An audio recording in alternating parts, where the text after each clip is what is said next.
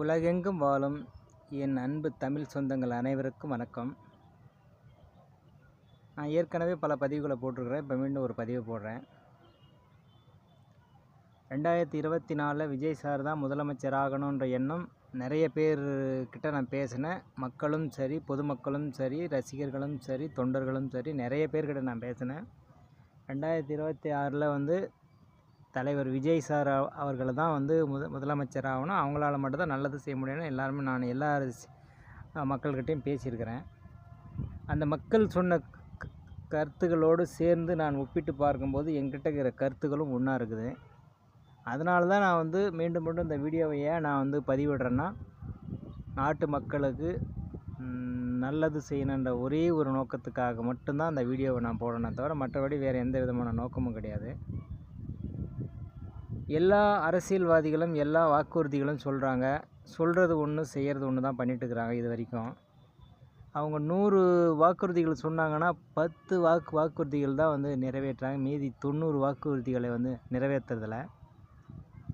அதெல்லாம் மீறி நம்ம சொல்லக்கூடிய 100% 100 வார்த்தை 100 வாக்குறுதிகள் கொடுத்தோன்னா 100மே முழுமையாக நிறைவேற்றக்கூடிய திட்டங்கள் தான், அதுவும் மக்களுக்கு பயன்படுற திட்டங்களாக தான் இருக்குமே தவிர மற்றபடி வேறு எந்த விதமான திட்டமும் இருக்காது என்பதை நான் இந்த நேரத்தில் பதிவு பண்ணிக்கிறேன். ஒரே ஒரு சுருக்கமாக ஒரு திட்டத்தை மட்டும் நான் சொல்கிறேன். நீங்கள் இது வரைக்கும் ரேஷன் கடையில் ஒரு மாதத்துக்கு இவ்வளவு ஒரு குடும்ப அட்டைக்கு இவ்வளோ பருப்பு போடணும், இவ்வளோ அரிசி போடணும், இவ்வளோ எண்ணெய் போடணும்னு எல்லாமே ஒரு லிமிட் இருக்குது. ஆனால் நீங்கள் போய் பார்த்தீங்கன்னா, எப்போ போய் அரிசி கேட்டால், இப்போது நீங்கள் போய் ஒரு ரேஷன் கார்டு எடுத்துகிட்டு போனீங்கன்னா ரேஷன் கார்டில் இருக்கவங்கெல்லாம் சொல்லுவாங்க, அரிசி இருந்தால் பருப்பு இருக்காது, பருப்பு இருந்தால் எண்ணெய் இருக்காது, எண்ணெய் இருந்தால் அரிசி இருக்காது. இப்படி எதையாச்சும் ஒன்று குறை இல்லைன்னு தான் சொல்லி உங்களுக்கு போடுவதால் நீங்கள் 100% எல்லாமே இருக்குதுன்னு போட மாட்டாங்க. ஏன்னா அவங்களுடைய பிரச்சனைகள் அளவு கடந்து இருக்குது. அந்த மாதிரி எதுக்கு நான் சொல்ல வரேன்னா, இந்த மாதிரி ஒரு சின்ன விளக்கத்தை, இது எல்லாமே முழுமைப்படுத்தி நீங்கள் 3 மாதம் 6 மாதம் கழித்து நீங்கள் அந்த ரேஷன் கார்டை எடுத்துகிட்டு போனீங்கன்னா அந்த 6 மாதம் உண்டான பொருட்களை நீங்கள் வாங்கிக்கலாம். அதுக்கு என்ன திட்டம் என்கிட்ட இருக்குது. 6 மாதத்துக்கு கூட நீங்கள் ரேஷன் கடை பக்கமே போகலன்னா கூட அந்த 6 மாதத்துக்கு வேண்டிய அரிசி, பருப்பு, எண்ணெய் என்னென்ன ரேஷன் கடையில் போகிறாங்களோ அத்தனையும் வாங்கிக்கலாம். அதுக்கு என்ன வழி, என்ன திட்டங்கள் இருக்குது, என்ன செஞ்சு அது என்ன மக்களுக்கு போய் சேரும், முழுசாக அந்த திட்டங்கள் இருக்குது. இந்த மாதிரி எல்லா டிபார்ட்மெண்ட்டும் இருக்கிற 36, 37, 32 டிபார்ட்மெண்ட்டில் எல்லா டிபார்ட்மெண்ட்டையும் ஒழுங்குபடுத்தி சீர்படுத்தி ஒவ்வொரு டிபார்ட்மெண்ட்டாக என்கிட்ட எல்லா டிபார்ட்மெண்ட்டுக்கும் வழி இருக்குது. அதுக்கு என்ன பண்ணால் என்ன மக்களுக்கு போய் சேரும், என்னென்ன திட்டங்கள் செஞ்சால் மக்களுக்காக போகும் என்ற மாதிரி. அதே மாதிரி ஒயின் ஷாப் எடுத்துக்கோங்க.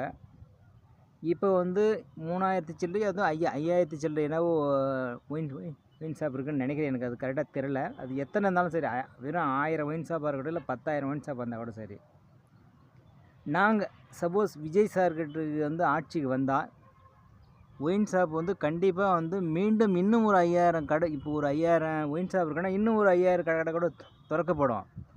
ஆனால் எந்த பெண்மணி ஆச்சோ, இல்லை என் பையன், என் வீட்டுக்காரர், என் மனைவி, யாராச்சும் இது மாதிரி குடிச்சு போட்டு பிரச்சனை பண்ணாங்க, குடிச்சிட்டு நிறைய பிரச்சனைகள் நடக்குது வீட்டில், ரோட்டில், இது மாதிரி குடிச்சிட்டு வண்டி ஓட்டினாங்க அன்னு யாராவது ஒருத்தர் அப்படி சம்பவம் சொன்னால், அது பொதுமக்கள் நீங்களாக இருக்கலாம், இல்லை கணவனாக இருக்கலாம், இல்லை மனைவியாக இருக்கலாம், இல்லை பையனாக இருக்கலாம், பொண்ணாக, யாரோ ஒருத்தர் இந்த மாதிரி எங்கள் அப்பா குடிச்சிட்டாரு, எங்கள் அப்பா குடிச்சிட்டு எங்கள் அம்மாவை அடிக்கிறாரு, இல்லை என் புருஷன் என்னை குடிச்சு போட்டு அடிக்கிறா அப்படியே அன்ற மாதிரி, இல்லை என் பையன் குடிச்சு போட்டு வீட்டில் படுத்துன்னு மல்லாந்துருக்கிறான், இப்படி பலவிதமான ஏதாவது ஒரு கருத்துக்கள் வந்தால் நாங்கள் அப்பயே அந்த பதவி விட்டு நாங்கள் விளைக்கிறோம்.